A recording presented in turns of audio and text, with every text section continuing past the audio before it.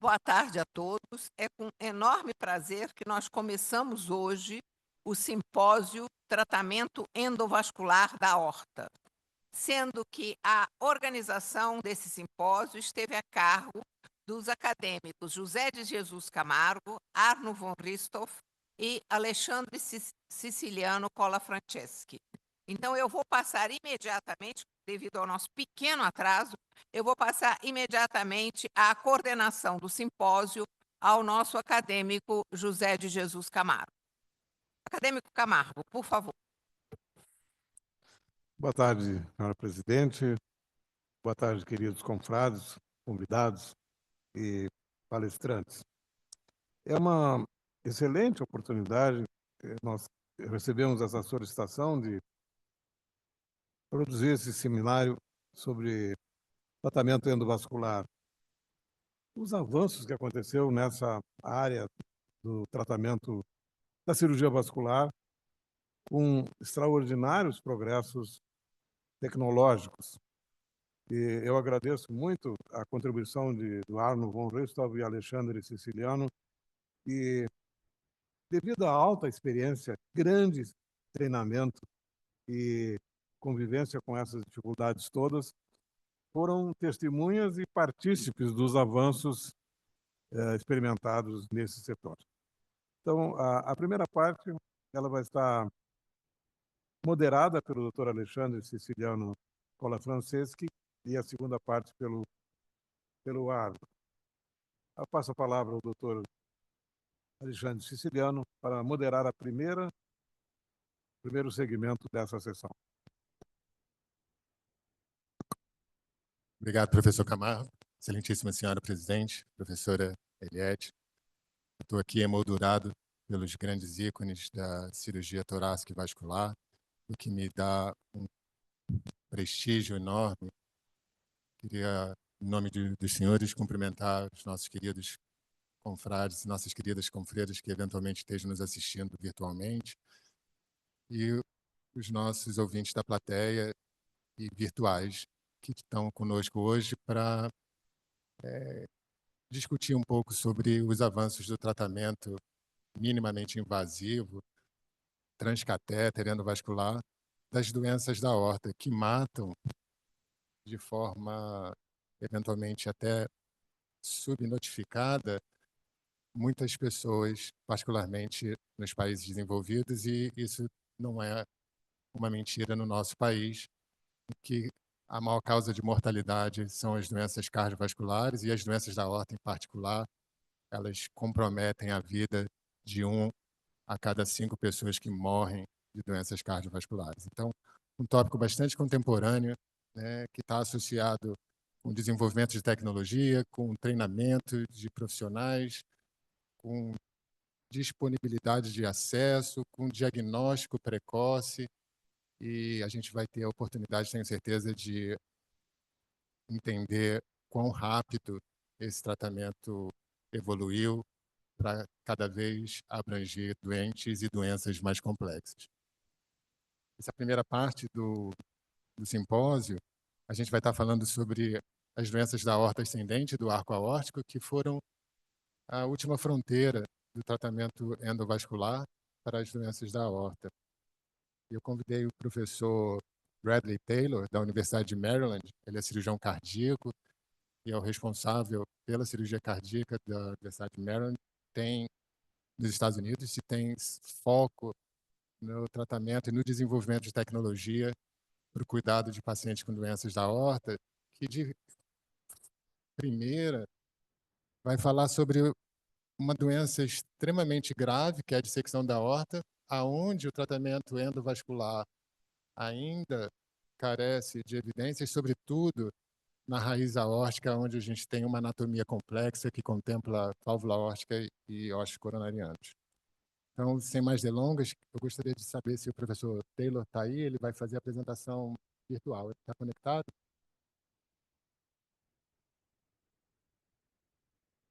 So, Professor Taylor, thank you so much for being with us. Do you listen to us here?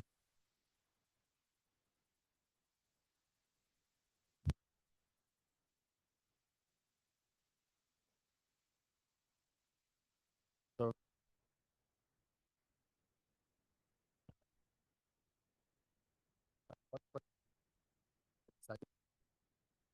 podemos dar sequência? Enquanto a gente reconecta com o Dr. Taylor, acho que a gente podia chamar o professor Diego Gaia. Diego Gaia é um grande amigo, um cirurgião cardiovascular comprometido com os avanços tecnológicos da Universidade de São Paulo, Universidade Federal de São Paulo, muito focado no desenvolvimento de tecnologias para o tratamento minimamente invasivo das cardiopatias estruturais e das doenças da aorta. Peço desculpas para a gente mudar a nossa ordem, mas agradeço muito ao professor Diego Gaia de estar presente, veio de São Paulo para nos brindar com o tópico sobre o tratamento endovascular da raiz aórtica e da aorta ascendente, a experiência pioneira do Brasil. O Dr. Diego participou do desenvolvimento de próteses exclusivas e customizadas para o tratamento da raiz aórtica e teve a oportunidade de publicar um relato pioneiro no mundo sobre esse tipo de procedimento. Muito obrigado, professor Diego, por estar conosco.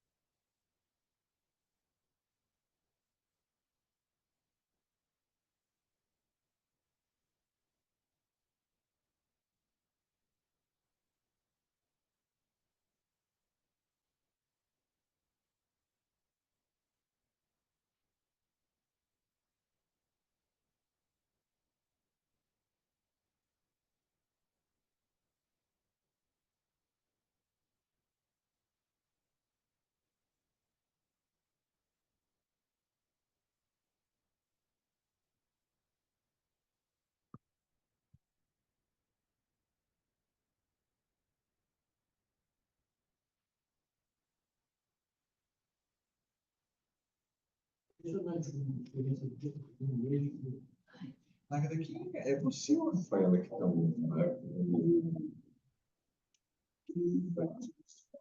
os acadêmicos, a atualização? É você? Desculpa, só de clique.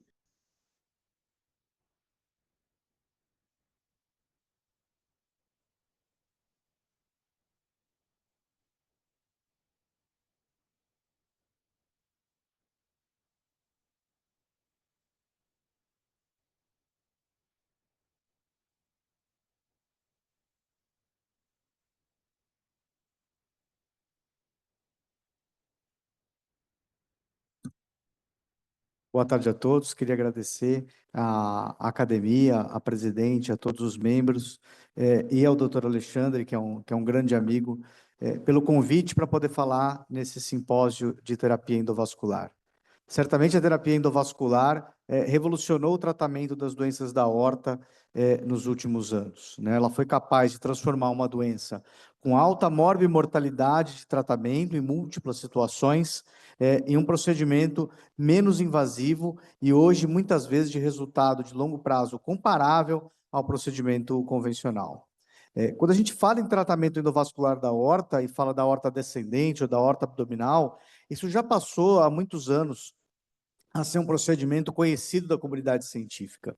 Restou, nos últimos anos, o arco aórtico para sua relação com os vasos da base, especialmente a aorta ascendente e a raiz da aorta como a última fronteira, na qual a incorporação de tecnologia precisou ser feita e ainda precisa ser feita para que isso se torne uma realidade. Então, o meu objetivo nos próximos minutos é falar sobre o tratamento endovascular da raiz da aorta e mostrar para vocês todos se isso é um mito ou uma realidade. Se a gente olhar o antecedente do tratamento da raiz da aorta, a combinação de problemas da válvula aórtica e da aorta ascendente são um problema relativamente comum quando a gente avalia alguns subgrupos de pacientes. A válvula aórtica tem sido resolvida já há alguns anos em pacientes de alto risco ou pacientes considerados inoperáveis, com o advento da terapia transcatéter para a válvula aórtica, ou a TAV, especialmente para grupos de alto risco para um procedimento convencional. Assim como, quando esse paciente tem um aneurisma da aorta ascendente, ou uma dissecção de aorta ascendente associada, também existem soluções cirúrgicas para não endovasculares até o momento. Quando esse paciente possui essa combinação de problemas da válvula aórtica e da aorta ascendente, até o momento, os procedimentos de eleição ainda são as cirurgias de restauração da raiz da aorta, seja com preservação da válvula aórtica ou com substituição da válvula aórtica no procedimento conhecido como Bentall de Bono, um procedimento bem estabelecido e de relativa baixa morbimortalidade em muitos cenários. O grande problema é que alguns subgrupos especiais de pacientes apresentam uma mortalidade operatória bastante significativa. Nós podemos observar nessa publicação recente que pacientes, por exemplo, acima de 75 anos podem ter uma mortalidade operatória de 15%. Pacientes com endocardite de 13,5%, pacientes em cirurgia de emergência de 14,6%, fazendo com que essa substituição possa ser contraindicada, ou esses pacientes necessitem enfrentar um procedimento correndo um alto risco de morbidade e de mortalidade. O tratamento endovascular da aorta abdominal nasceu nos anos 90, com o Dr. Juan Parodi, que foi o primeiro a descrever a possibilidade de se interpor uma prótese autoexpansível, um stent de aorta no aneurisma de aorta, e assim excluir o aneurisma da circulação e, consequentemente, tratar um aneurisma sem a necessidade de abertura da cavidade abdominal. Assim como a possibilidade de substituição endovascular ou minimamente invasiva, sem o uso da circulação extracorpórea das válvulas cardíacas, também não são necessariamente uma novidade. Os primeiros dispositivos para isso foram inicialmente descritos na década de 60, em 1965, com a válvula de Davis, seguidos pela descrição do Dr. Anderson, em 1992, da possibilidade de se colocar um dispositivo valvar dentro de um stent, esse stent ser comprimido em cima de um balão, e, na sequência, ser liberado na aorta de animais de experimentação, conseguindo a substituição valvar nesses pacientes sem circulação extracorpórea. Aqui a gente pode ver primeiros dispositivos sendo implantados em animais de experimentação. Mas foi somente em 2002 que o Dr. Alain Cribier finalmente realizou um implante transcatéter valvar em um paciente considerado inoperável com estenose aórtica grave, mas sem comprometimento da aorta ascendente, e de lá para cá esse procedimento ganhou uma expressão muito grande na comunidade científica, e hoje, nos Estados Unidos, se faz mais implante transcatéter do que substituição valvar aberta convencional para pacientes de alto risco, inoperáveis, de risco intermediário e, atualmente, em pacientes mais idosos, mas considerados de baixo risco. A ideia de se fazer um endobentall, ou seja, conseguir de maneira endovascular substituir a válvula aórtica e a aorta ascendente no mesmo procedimento, veio exatamente da experiência acumulada em tratamento transcatéter da válvula aórtica, com a técnica descrita pela primeira vez em humanos pelo Dr. Alain Cribier, e a experiência do serviço no desenvolvimento de endoprótese aórtica, que se iniciou em 1997 para 1998, com o apoio da indústria nacional da Braille Biomédica. O Dr. Murata, aqui com a gente, conheceu muito bem essa evolução, junto com a Braille, participou disso, junto com o grupo da Escola Paulista de Medicina. E esse é um exemplo dos primeiros desenhos, os primeiros rascunhos da ideia de como se confeccionar uma prótese que fosse capaz de acomodar uma válvula transcatéter, um stent de aorta, tivesse ramos para serem acoplados nas artérias coronárias, e como criar um dispositivo de liberação, seja ele por via transfemoral ou por via transapical. É claro que essa possibilidade não era uma ideia exatamente nova. Outros autores, como o Risk, em 2014, já tinha descrito a possibilidade dessa substituição, mas com um conceito um pouco diferente, criando fenestras na altura das coronárias e, portanto, não necessariamente tratando aneurismas que comprometessem a raiz da aorta. Dessa maneira, a perfusão coronária estava garantida, mas a exclusão completa do aneurisma não estava garantida e, portanto, essa ainda era, nesse momento, uma solução temporária ou incompleta. Especialmente porque uma série de problemas precisavam ser resolvidos para criar um endobental realmente significativo. O risco de endolíquido, de vazamento perivalvar e perfusão persistente do aneurisma, o risco de migração dessas próteses, o risco embólico com AVC ou com embolização distal, o problema do acesso femoral, visto que esses dispositivos têm um grande calibre, os protótipos iniciais tinham 28 a 30 Frenches, o problema do ajuste axial na aorta ascendente, o fato da aorta ascendente ser curva, o que faz com que o posicionamento do dispositivo seja mais complexo ainda, o risco de alteração dos fluxos coronários na possibilidade de colocação de stent para as coronárias e a perfusão persistente dos aneurismas. Mas por que um substituto endovascular da aorta ascendente é tão complexo e tão difícil de ser realizado? Exatamente por todos esses motivos que eu coloquei. Isso vem da experiência de outras tecnologias, aqui eu cito como exemplo o uso de próteses paralelas para se revascularizar um ramo em uma artéria que tem já um stent de aorta, e nós sabemos que essa tecnologia gera um risco de endolique por essas goteiras e a persistência de fluxo dentro de um eventual saco aneurismático.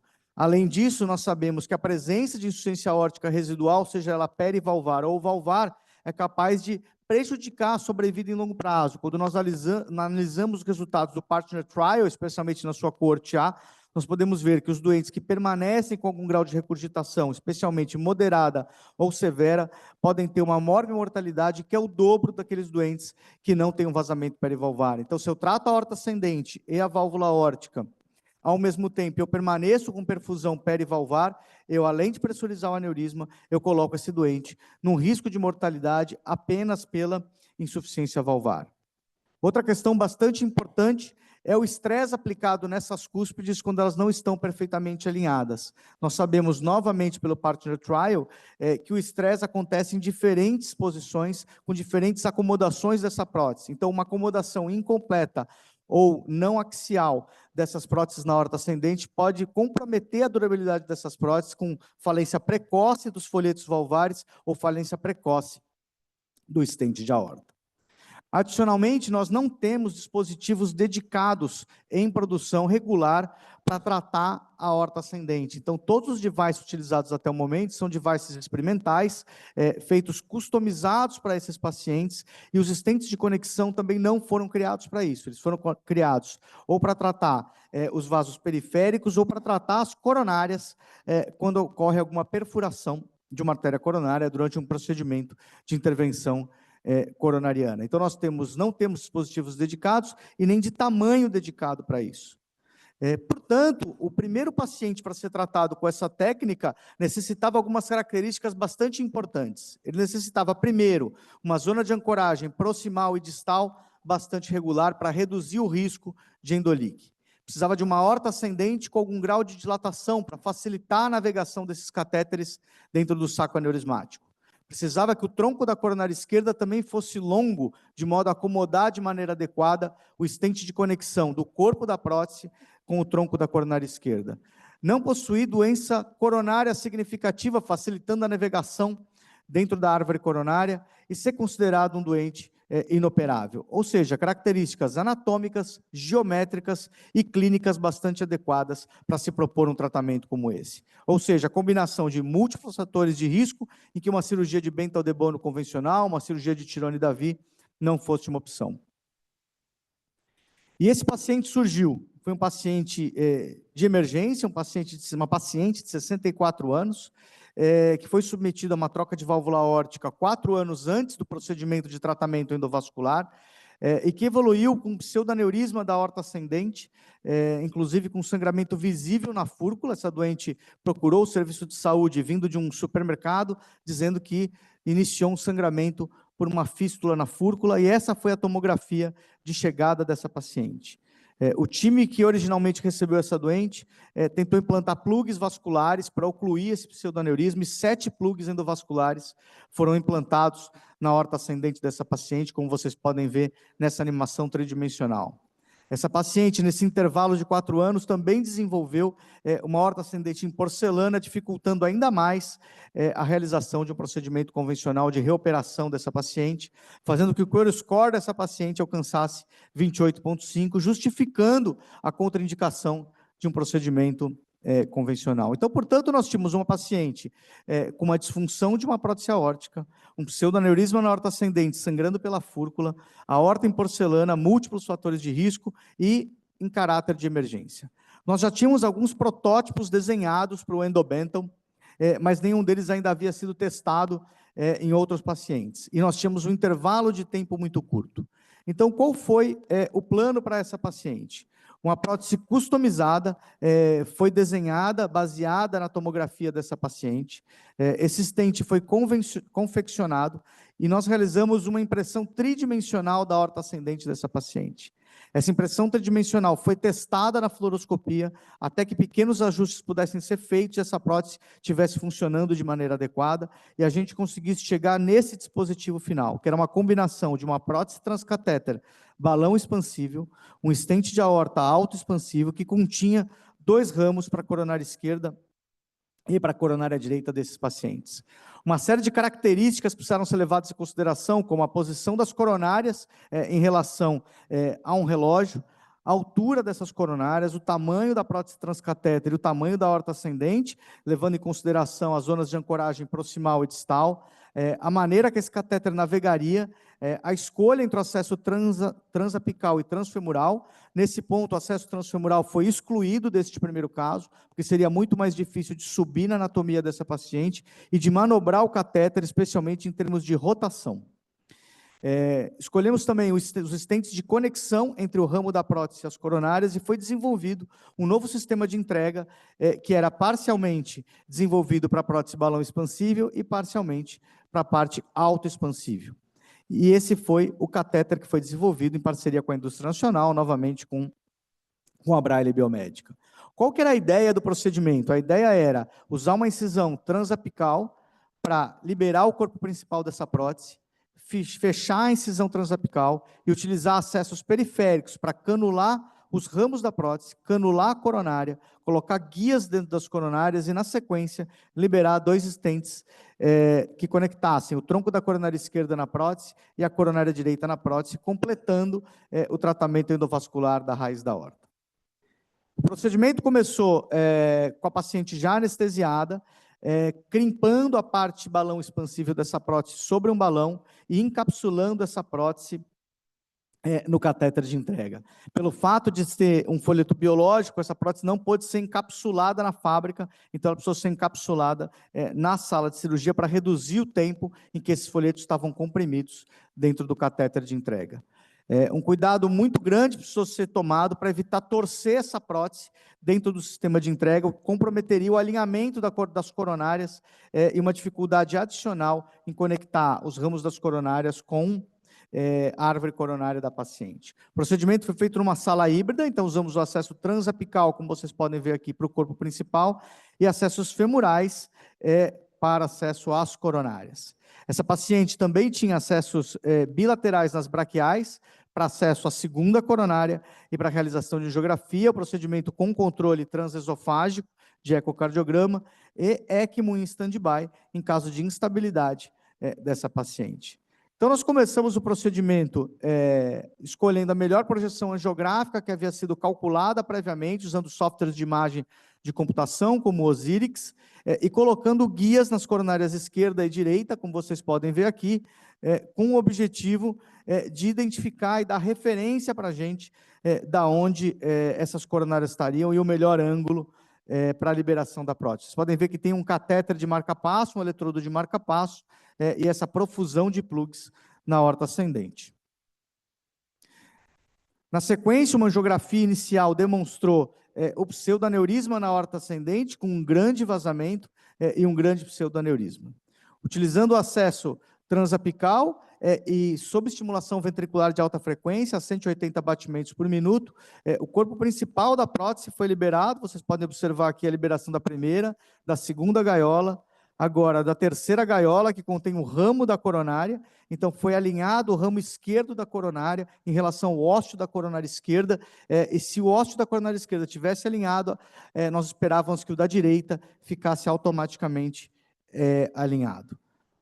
Após a liberação do corpo principal, ainda sob estimulação ventricular de alta frequência, o balão foi insuflado, então foi um procedimento de valve em valve, nesse caso, completando a liberação do corpo principal do endobento, como vocês podem ver aqui no segundo vídeo, o corpo principal totalmente liberado, sem regurgitação periprotética valvar aórtica e a perfusão coronária sendo mantida por esses ramos. Então, o sangue entrava pelo ramo da prótese, caía dentro da raiz da aorta e irrigava as coronárias, de modo que não foi necessária a entrada em assistência circulatória por ECMO para que o doente tivesse estabilidade hemodinâmica. Na sequência, a incisão transapical foi fechada e nós partimos para o acesso coronário.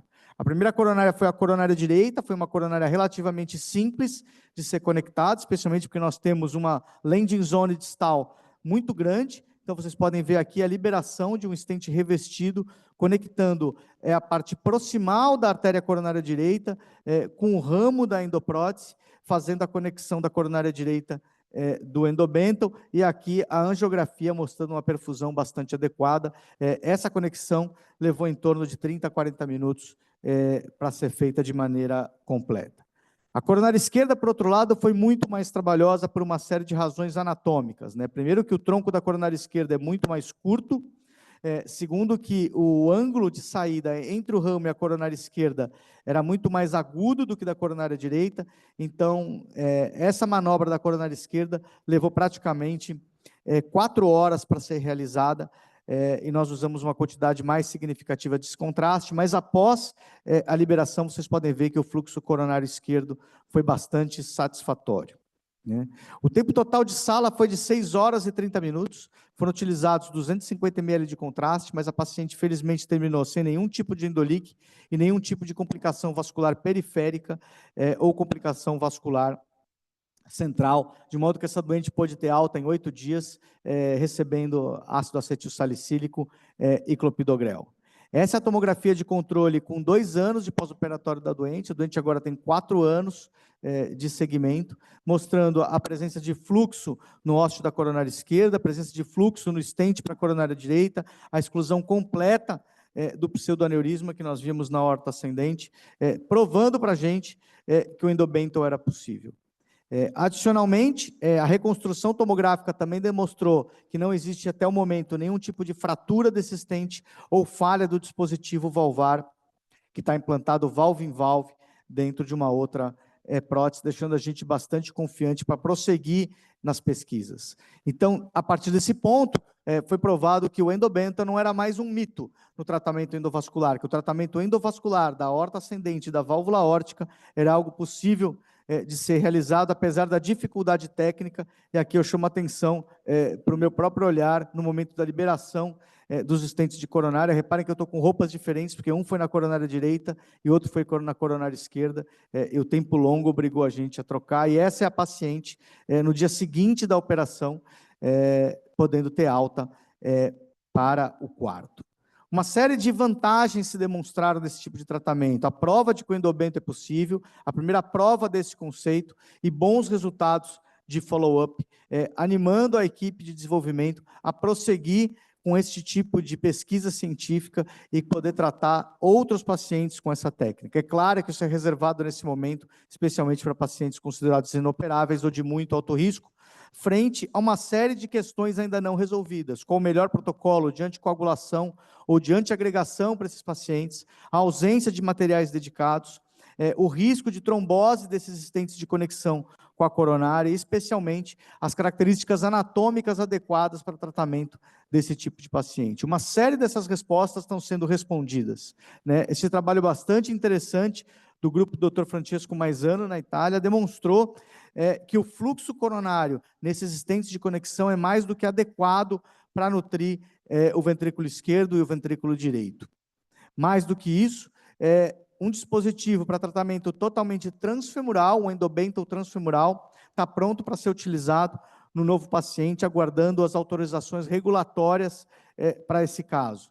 A ideia é que a gente possa usar um catéter de 22 French, inserido pela artéria femoral. Aqui vocês veem as primeiras experiências de liberação desse dispositivo no modelo de baixa fidelidade. Nós utilizamos aqui uma garrafa invertida para conseguir demonstrar a liberação desse estente completamente autoexpansível, o que vai facilitar bastante a gente não precisar utilizar um acesso transapical. E mais do que isso, nós temos disponíveis agora dispositivos com ramos para tratar o arco proximal e o arco distal ao mesmo tempo, visto que a combinação de doença da aorta ascendente e do arco aórtico nesse grupo de pacientes é bastante frequente, então isso se mostrou uma necessidade durante o desenvolvimento dessa tecnologia. E aqui vocês veem uma simulação tridimensional desse paciente, mostrando qual é a nossa ideia em termos de posicionamento e como cateterizar os ramos desse nosso próximo paciente. Finalmente, o que nós queremos é desenhar soluções que atendam os pacientes e não pacientes que atendam as soluções que estão disponíveis e transformar procedimentos de alta complexidade em procedimentos possíveis, que é o que o tratamento endovascular é capaz de fazer para esse grupo de pacientes. E aqui, com a autorização desse nosso paciente, eu trago aqui uma foto de um paciente submetido à correção endovascular de um aneurisma de aorta ascendente roto, após uma canulação prévia numa cirurgia cardíaca que ele sofreu antes, e ele, um dia depois, na enfermaria, ele teria que ser submetido a uma reoperação com esternotomia mediana, hipotermia profunda, parada circulatória total. Muito obrigado por sua atenção e obrigado novamente pelo convite.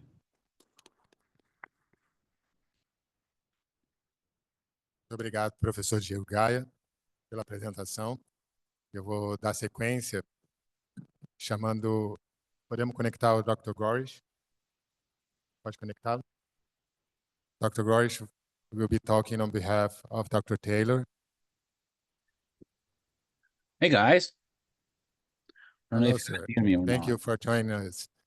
Thank you for being here. He will be talking about the aortic dissection and the endovascular treatment.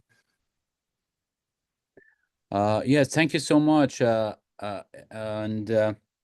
Yeah, my partner Brad Taylor, we used to do these cases together. Then I came to Miami, and he is in a flight, so he let me see if I can share. So, do you guys see my screen? There, it's not on presentation mode yet. Now you have it. All right, perfect. So my talk is first I'd like to thanks for this time. And also I enjoyed the talk from Professor Gaya. When I started doing endobental, and I remember I read the publication he had multiple times, and it's the first time I actually hearing him, his presentation. I really enjoyed it, and congrats to him for moving this forward. And so. My talk is about endobental procedure for acute type A dissection, making it a reality. I'm a cardiac surgeon, and I was at the University of Maryland as the director of aortic center until 8 months ago. Then I moved to Miami, Florida, and so I do not have any disclosures which related to this talk. And of course, off-label use of devices are discussed in this presentation. This is my contact information. If you guys have any questions, concerns, or anything, please don't hesitate to reach out. And so wanted to say that in acute type A, we know that 10 to 40% of the patients, they are not operative candidates. So medical management is one option. We know it's high mortality, 58% if we just do medical management.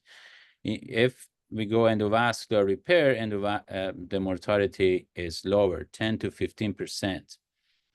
However, for isolated in type A dissection, isolated ascending stent, still not very optimal. The outcomes are not very good. If they have a tear in the aortic root in the zone 0A, which most of the patients have that, they have a very low survival rate. And the reason is usually these patients rupture in down the road. If you do a isolated ascending stent with type A dissection, endo leak is common, 25%.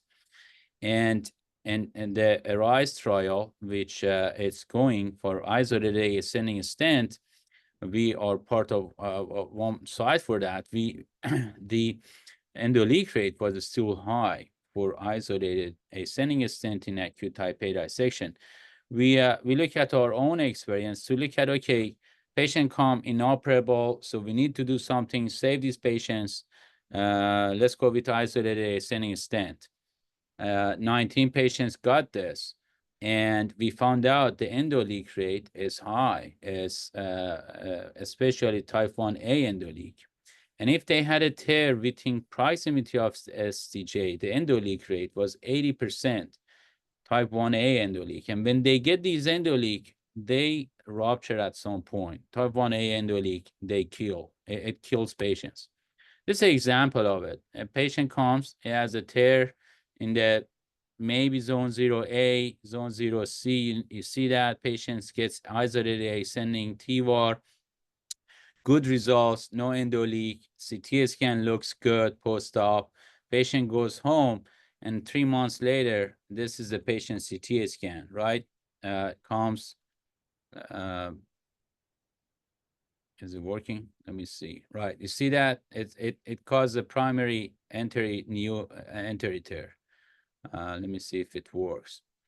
There we go. So it tore. The stent tore the proximal ascending aorta.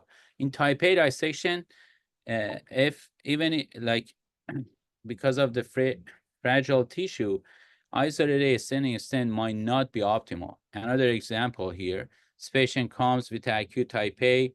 It has a tear in the ascending aorta. We do isolated ascending stent. No endo leak, looks pretty good. You see that? That's so on the angio, ascending TEVAR looks good. This is another angio. We extended the TEVAR to come to the proximity of the STJ. You see how good this is, no endo leak. But patient comes back 3 months later, again, with a proximal new anterior tear. You see that? It tore the ascending aorta in the aortic root. So the data have shown that in type A dissections, about 40% of the patients, the tear is in proximity of the aortic root. It's in the aortic root or in proximity of the STJ. And another publication showed only 17% of the patients, they would be optimal for isolated ascending stent. The TEVAR is just for 20% of the patients in type A. Why? Because most of these patients, the tear is in the aortic root or is in the proximity of the STJ. So what are the options? One is EndoVeet. The concept, Riolsky brought it 2014. It's a transcatheter with fenestrations all around attached to TEVAR graft. There's a company actually in Europe started the trial, and that's how it works. If you go on the website, it actually says EndoBental, which is wrong. It's EndoVeet. It has fenestrations. The EndoBental is when we have a covered stent all the way to the aortic root, and either we have fenestrations for the coronary as we put it together, or as Dr. Gaya's innovative way as a branch device. Again, Dr. Gaya presented this branch technique, or fenestrations that we initiated this technique. So that's called EndoBental. And so EndoVeet is when the tear is in the proximity. That's good for that. EndoBental is for aortic aneurysm, or when we have a type A dissections in the aortic root. Again, you saw the presentation for this, two-stage, basically segmental modular system, upper part, inner part, coronary stenting phenomenon device, and technique for for elective patients, and the outcome was for this patient was perfect. They did a phenomenal job with this patient. We thought about it and we said, okay, how we can simplify this, and I published it in Circulation. You can read about it. You don't need any ECMO. It's transfemoral delivery. You basically, it's not a balloon expandable valve, it's self-expanding valve, so to a TEVAR graft with 2 fenestrations for the coronary arteries. And then you access these and stent them. You don't need ECMO, and it's transfemoral delivery. That's how we make our devices. We make our graft, sew it together, and then you choose a self-expanding valve, and you sew the self-expanding valve to the TEVAR graft, as you can see here, all the way around, secure it. And then you make 2 fenestrations based on the CTA, pre-op CTA TAVR protocol, where the coronary are, where the heights, where the location. You make 7mm fenestrations, wire reinforce them with Etoban suture. And as you can see on this picture, left main is coming most of the time at 1 o'clock, right main is coming at 5 o'clock. And then you even can make an endobental or endovit device when you make another fenestration in the non-coronary cause. You can see this endobental device. And on the right side is endovit device. You add a marker in the non-coronary cause because that will help you where to land your device. And that's how I put it on the paper. You can read about it. And to simplify it, and this is how to align this device exactly as to make sure you don't man-align. And in the aortic root, that marker should be sitting toward the pictal side, which is sitting in the non-coronary cause, exactly like a self-expanding TAVR deployment. You assemble this device on the TEVAR delivery system. You trim the nose cone, make it smaller so you can put it transfemorally and it doesn't pop out of the heart, because usually these nose cones are long. And this is the example, right? This patient came with a horrible looking aortic arch. This is one of the patients, and aortic root. So we did endo arch, endo root. As you can see, the device gets deployed here. Let me show it here. You see the device, endobental device is attached. It gets deployed. That's the marker sitting toward the pictal. This is the left main, right main coronary fenestrations, and the endo arch device already is deployed in the rapid pace endobental device. And then you can access these fenestrations, left main, either transfemorally with the 8 French small, transapically 8 French, or transfemorally. We found out it's easier to just with the 8 French transapically steerable sheet access this. Left main, right main access, and then a stent in them with a Viabahn stent. And this is the angiography of this patient, you can see. And this is CT scan for 1 year, that for the endobental, endo-arch, she looks good. And this is another patient, we did endovit, 8-year-old. I just did this last 10 days ago. See, the tear was very close to the aortic root. We do CT fusion to see where exactly the location of the tear. You can see that's the location, how close it is to the commissure, to the STJ. And so for these patients, it's always better to not do ascending stent, but come with the aortic root, endovascular aortic root repair. Again, these CT fusions, how exactly the size of the valve, the location of the coronaries, height of them, all would determine and make our device, assemble it, and this is how we deploy. You can see coronary heights, location of the tear, and this is how we deployed this device, right? Again, for this, we did 3 fenestrations, didn't have to do coronary stenting because, again, coronaries are perfusing by the fenestrations and the ascending stent. The device gets deployed right there. Again, this CT fusion really helps us exactly where the coronary, where the ruptures are. and deploy that.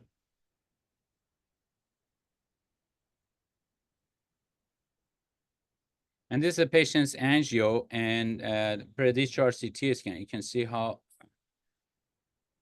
coronary flow here everywhere around, STJ, and then here. And then this is a CT scan after her procedure. No endoleak to that. The IMH is almost resolving. So, so far, this is an old data. We have 5 patients we have done, no mortality, no stroke, pacemaker, 1 patient, no endoleak, and 1B endoleak. And they're all for acute type A. And these are all, the publications that we had about these patients. The numbers, so far we have done 9 patients, mortality in 2 patients. 1, it was for aneurysm, multiple organ failure, prototamine reaction. Unfortunately, as soon as we gave prototamine, she made massive prototamine reaction and made clot everywhere. Patient number 2, it was for dissection, and the device deployed deeper than we wanted, very deep, deep. And we had to bypass patients. Unfortunately, it was, these patients usually can't tolerate even open procedure. That's why we do endo. It's always better to salvage these patients endovascularly. However, we opened her, did a bypass coronary, and he didn't make it. So in conclusion, in type A dissections, patients are anatomically more suitable for endovascular route and ascending, 75%, versus ascending repair, isolated. Endoveet repair in acute type A, if the tear is in proximity of the STJ. Endobental is for patients with tear in the aortic root or aortic root aneurysm, as we mentioned that. And again, there are two ways, approaches to do this. Endoveet we discussed. Endobental, it could be single stage, as I mentioned it, as and multi-stage modular fashion, and Dr. Gaia mentioned. I think this is very good way for the patients elective aneurysm, patients with a history of aortic valve. This is more suitable for patients with sick acute type A and get them out of trouble. Thanks so much, everyone.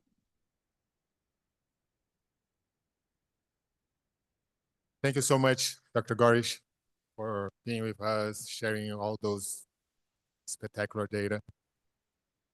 I will appreciate if you can wait a little bit longer for discussion after the next talk. So, na sequência, o professor Dr. Cristiano Caldeira, que é um mineiro, Dr. Eliette, que está nos Estados Unidos depois de sua formação na UFMG, desde então, uma das grandes lideranças na ciência cardíaca e no desenvolvimento de inovações que tratam doenças cardíacas estruturais e doenças da aorta. Dr. Caldeira é o chefe da divisão oeste da Flórida da Health Corporation of America e vai estar nos falando sobre o mundo real das endopróteses ramificadas para o tratamento das doenças do arco aórtico. Muito obrigado, Dr. Caldeira, por estar conosco. Está conectado já? A palavra está com o senhor. Dr. Alexandre, muito obrigado e pelo convite de participar nessa reunião. Vocês estão conseguindo ver a minha... A gente ainda não vê sua apresentação. Deixa eu ver aqui o que eu preciso fazer. Estou deixando só um minutinho.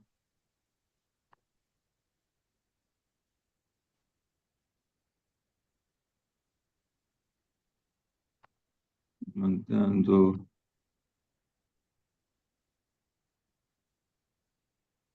Agora está compartilhado, não está no modo apresentação. Só um minutinho. Deixa eu tentar ver aqui se eu consigo. Perfeito? Perfeito. Ótimo.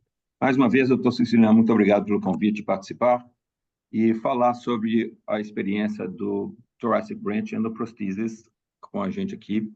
Esse é um procedimento com uma prótese já aprovada para uso comercial e eu vou passar um pouco da história de como que a gente chegou lá e discutir um pouco como que é feito o deploymento da prótese.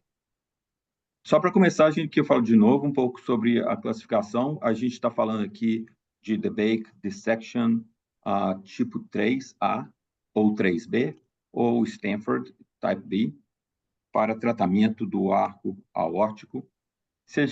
Esse é um trabalho que foi publicado em 95 sobre o Natural History, a história natural do aneurisma de aorta de 6 centímetros ou acima, mostrando que a sobrevida desse paciente, se não for operado, é uma sobrevida muito pequena. Os pacientes com aneurisma de aorta torácica acima de 100 centímetros têm uma sobrevida de aproximadamente 3 anos, média.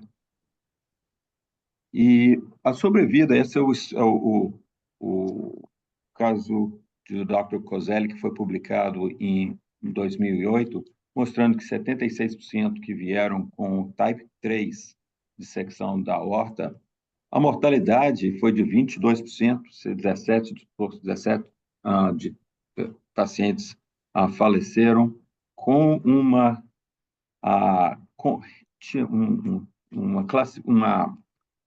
morbidade também muito grande, 6% com paraplegia, 19% com hemodiálise, 43% com complicações cardíacas e 13% necessitaram ter traqueostomia. A média hospitalar foi aproximadamente de 29 dias de internação. Então, são pacientes muito graves que o tratamento cirúrgico ainda tem uma comorbidade muito grande.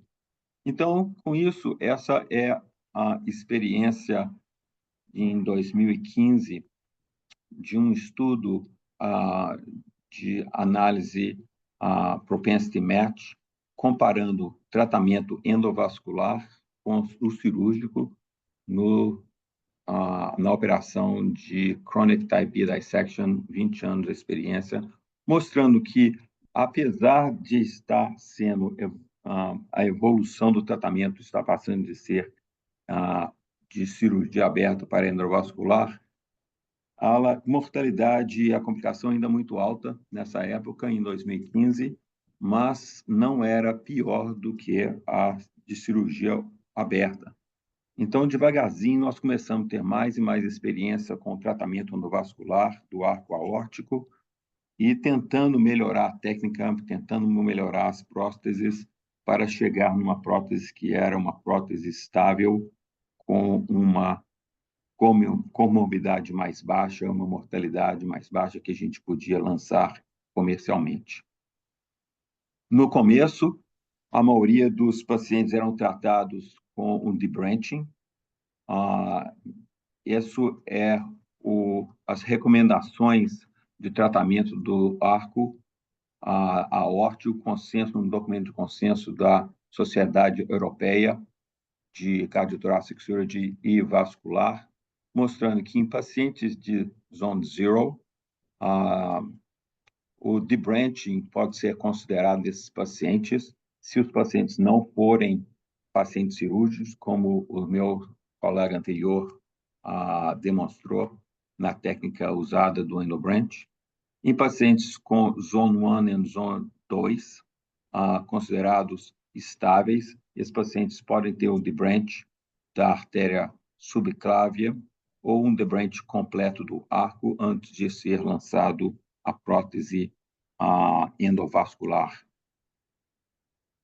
Se a gente for ver qual que é a oportunidade de tratamento endovascular, esse foi um estudo em 2020 em que todos os pacientes, foram 913 pacientes que tiveram uma doença patológica do arco, foram avaliados para ver se eles eram candidatos ao tratamento da prótese endovascular retrospectivamente.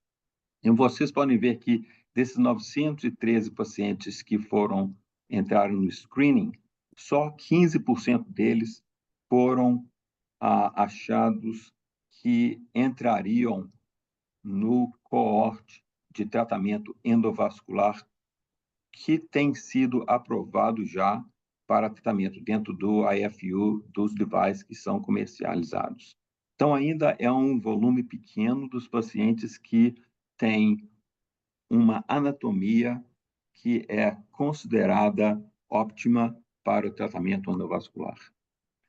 Com isso, nós começamos a fazer próteses que eram feitas no back table, fazendo alterações da prótese para tratamento de doença da aorta torácica, mas colocando fenestrações que poderiam ajudar na perfusão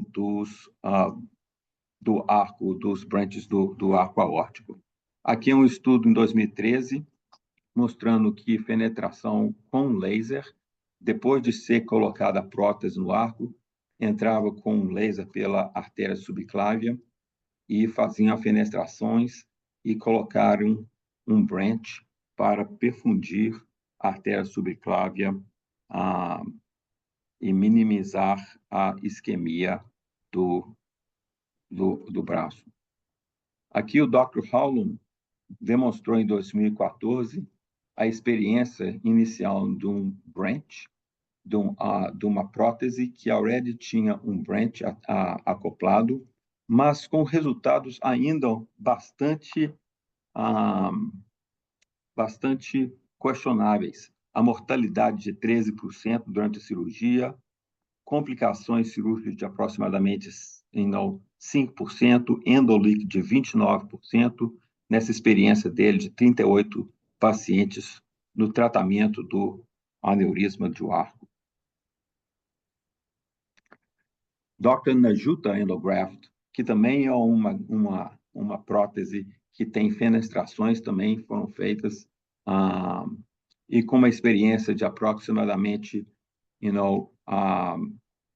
20 e poucos pacientes, mas também demonstrando que dentro desse a intervenção secundária era necessária em aproximadamente 15% dos pacientes, e o aneurisma continuava aumentando, mostrando que em 40% dos pacientes, depois de 5 anos, tinha ainda crescimento. Então, essa prótese ainda não estava pronta para comercialização, e a gente precisava melhorar ainda para poder ter uma prótese que funcionasse com uma taxa de mortalidade e complicações baixas.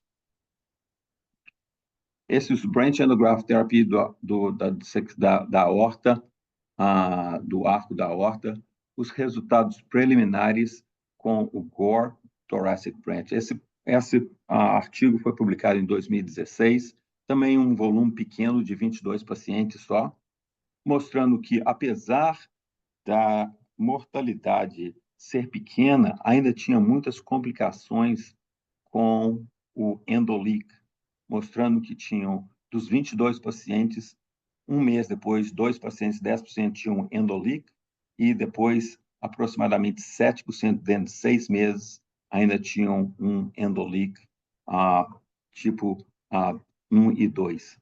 Então, essa prótese continuou sendo estudada, e 3 anos, esse é um trabalho mostrando a experiência de 3 anos seguindo a prótese do Gore, em que 31 pacientes foram tratados com um aneurisma da zona 2, que é a zona de interesse que envolve a artéria subclávia. Eram pacientes de 74 anos, a maioria deles eram homens, mostrando que, no segmento dessas próteses, eles tinham uma incidência mais baixa de intervenções após o deployamento da endograft com um branch. Essa aqui, então, foi uma experiência publicada recentemente, em 2022, mostrando que o aneurisma tratado com essa endoprostesis da Gore em 31 centros nos Estados Unidos, para aneurismos com um diâmetro de 5,5 centímetros na zona 2. Foram 539 pacientes que tiveram screening. Desses 539 pacientes, mostraram que desses 246 entraram no estudo, mas só 85 pacientes conseguiram chegar no screening, porque os outros eram pacientes que tinham trauma ou dissecção ou outras lesões. Então, nesse estudo, foram 85% que tinham aneurisma de 5,5 centímetros na zona 2 apenas, que tinham anatomia favorável para o endoprostise. Esses pacientes foram seguidos por 1 ano e o primary endpoint foi composto de o deployment bem-sucedido da prótese e a ausência de ruptura de aorta, lesões relacionadas à mortalidade, AVC isquêmico, paraplegia, insuficiência renal, necessitando hemodiálise e outras não antecipadas complicações cirúrgicas. E esses pacientes, como eu disse, foram seguidos por 1 ano. Os resultados mostraram que 10% desses pacientes chegaram a ter o primary endpoint, não foram atingidos depois de 1 ano, mas tinham uma mortalidade e uma morbidade muito menor do que os devices que foram apresentados anteriormente, com a patência do branch graft sendo de 100%, nenhum paciente teve problema com o branch graft para o braço, a ruptura de aorta foi 0, lesões relacionadas a endoprostise também foram 0, só um paciente teve um disable stroke, paraplegia, only um paciente, insuficiência renal aguda necessitando diálise, não tiveram nenhum paciente, e com isso, essa prótese foi aprovada para o uso comercial dentro dos Estados Unidos. A experiência dessa prótese continuou e tem só um artigo mostrando o endobranch versus a técnica cirúrgica de debranching do arco. Foram 24 pacientes entraram na endoprostise para endobranch sem ter o debranching do arch e 31 pacientes tiveram o TEVAR, o endograft, com o debranching do arco aórtico. E como para vocês verem, não teve diferença alguma entre as duas técnicas cirúrgicas. A única coisa que demonstrou que foi o tempo de cirurgia, lógico, para o endograft com debranching foi maior e o uso de sangue durante a cirurgia foi maior com o debranching. O hospital stay, né, o tempo de internamento também foi muito maior para os pacientes que tiveram a cirurgia com debranching e o TEVAR. E com isso, a gente passou, na maioria dos casos, usar o thoracic endobranch e parar de fazer debranching do arco aórtico, o que necessitava mais tempo hospitalar e um prolongamento da cirurgia. Essa é a prótese, elas são compostas de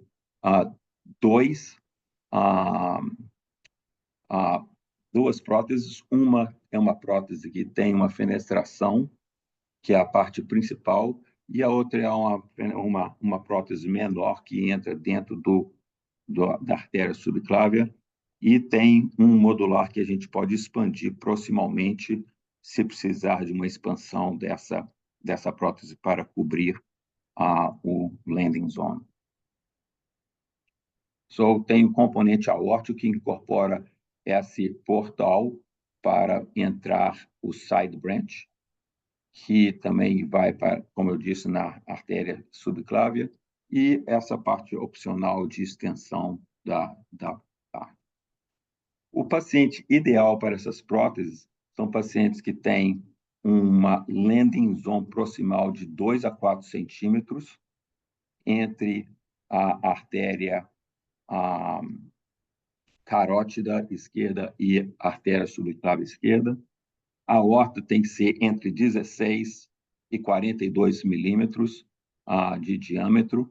A artéria subclávia de 6 a 18 milímetros, com um mínimo de 2,5 milímetros antes da artéria vertebral. Na parte distal, a gente precisa de 2 centímetros acima do tronco da artéria celíaca, e também a aorta tem que ter de 16 a 42 centímetros de diâmetro para a gente fazer o ancoramento da prótese idealmente. Aqui é um pequeno vídeo demonstrando a técnica cirúrgica, em que o que a gente tem que fazer é a gente entra pela artéria femoral com um stiff wire. Eu uso o Lundquist Double Curved.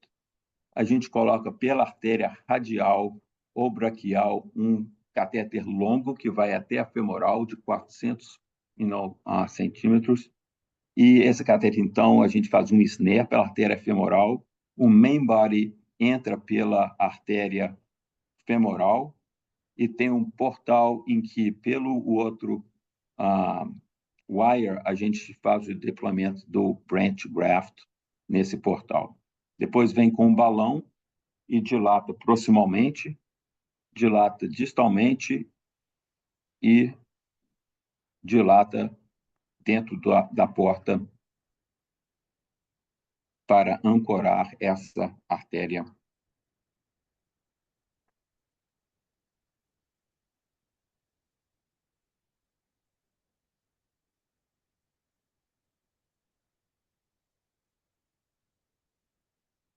Esse é um caso que eu recentemente fiz aqui, um paciente de 53 anos, com uma história de coarctação da aorta reparada quando tinha 9 anos de idade. Em 2017, ela tinha dilatação, mas essa dilatação aumentou em 2023 a chegar a 8,6 centímetros de diâmetro, como você pode ver na tomografia. A gente fez um estudo, a artéria vertebral saía da artéria subclávia. Como você pode ver na tomografia, você vê a internal memory. Deixa eu voltar. A gente fez o estudo que a gente achava que seria necessário, a prótese que seria necessário para colocar, e a gente entra com o pigtail pelo arco, saindo da artéria femoral. Como eu disse, um catéter radial de 400 centímetros, que é, então, fez um snare pela artéria femoral, e os 2 catéteres, então, saem pela artéria femoral. No Lundquist Stiff Wire, a gente coloca a prótese da aorta. O catéter que você vê vindo pela subclave, então, está passando pela prótese pelo portal. E agora a gente está levando o endobranch, que sobe pela artéria femoral também e entra dentro da artéria subclávia, e fazendo a dilatação não só do portal, mas como também a dilatação da coarctação da aorta. Então, essa paciente que normalmente necessitaria uma cirurgia aberta ou uma cirurgia de debranching do arch, agora, hoje em dia, pode ser tratado com completamente endograft e com uma prótese que está comercialmente disponível para a gente aqui nos Estados Unidos.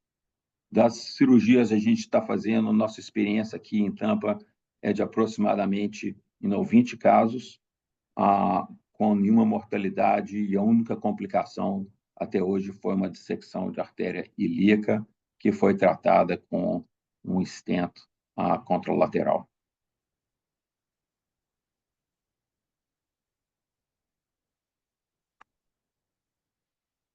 Aqui, nesse particular caso, a gente estendeu a parte proximal da prótese, que a gente tinha mais de 2 centímetros, e a gente queria fazer uma ancoração boa da prótese proximal.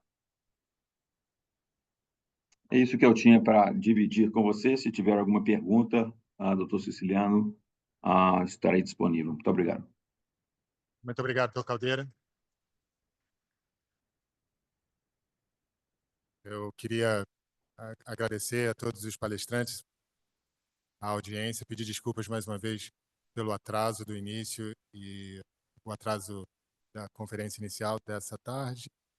Queria pedir para o Dr. Milton que a gente pudesse fazer os comentários quando a gente voltar do café e passo a palavra para o professor Camargo.